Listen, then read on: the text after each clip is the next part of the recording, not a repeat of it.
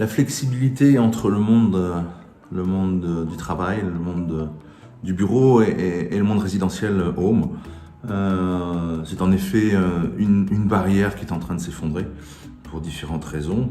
On assiste à l'évolution depuis différentes années des comportements. On travaille peut-être de moins en moins, on travaille différemment et on travaille beaucoup avec des nouveaux outils qui sont constamment en pleine évolution.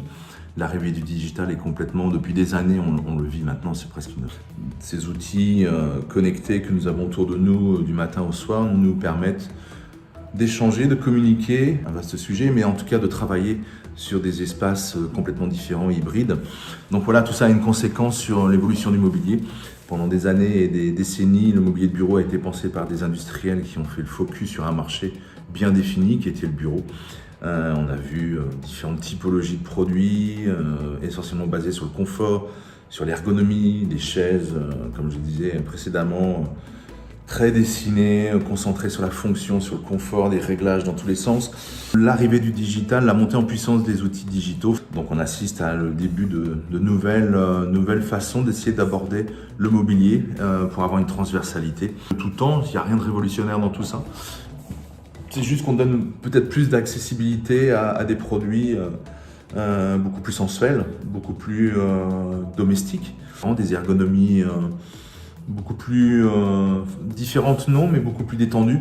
Posture qui est de plus en plus flexible et plus détendue. Un objet domestique, qu'est-ce qui caractérise un produit avec une dimension de domestique? Des objets qui ont du sens et qui racontent une histoire et qui ont une vraie émotion.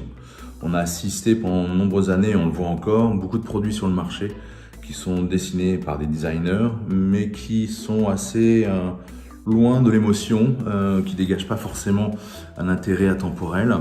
Et un objet domestique, c'est avant tout un objet qui est facilement compréhensible et qui est sage, c'est-à-dire qui s'intègre dans un écosystème d'autres produits. Et cette sélection, elle est faite par le consommateur. Et c'est une question de culture. On choisit un produit en fonction de ses cultures, en fonction de ses référents, en fonction de ses envies. Donc voilà, c'est une question de design aussi. C'est à nous, en tant que designer, de dessiner des objets qui soient le plus justes possible. La notion de domestique est liée à un ensemble de critères. Il n'y a pas une seule réponse à cette question. Mais c'est avant toute chose une question d'émotion et de sens. Combiné à la culture fait qu'un objet, il a sa place dans un univers domestique. Quelle est la recommandation pour un produit domestique, pour un working space at home? C'est une question assez simple et à la fois complexe. La notion de confort, c'est une priorité, mais ça devrait être la clé de tout produit intégré sur un marché. C'est une notion de confort parce que ces nouvelles ergonomies de travail qui poussent les employés à travailler à la maison.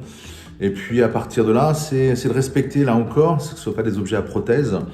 On ne va pas vendre dans un univers domestique des chaises de bureau telles qu'elles ont été dessinées pendant des années avec toutes ces fonctions qui servent souvent bien à rien.